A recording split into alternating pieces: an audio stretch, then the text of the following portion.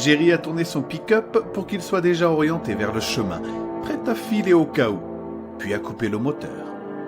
On est descendu et on s'est dirigé vers la grange. Tout était plongé dans le noir, mais à la lueur de la lune, j'ai distingué un vieux moulin à vent rouillé, quelques abreuvoirs renversés et un silo dressé à côté du bâtiment. Ça ressemblait à un ancien ranch.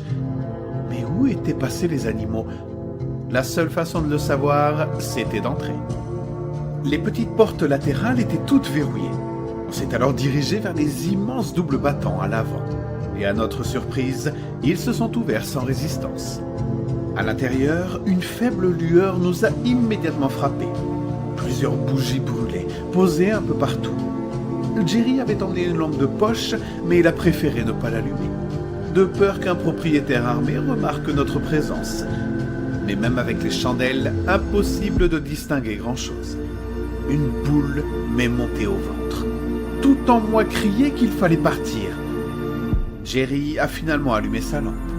Le faisceau a révélé des chandeliers disposés sur des tables, le long des rambardes, comme dans une salle de réception. L'endroit ressemblait à un lieu de mariage. On ne voyait personne, mais forcément quelqu'un avait allumé toutes ces bougies.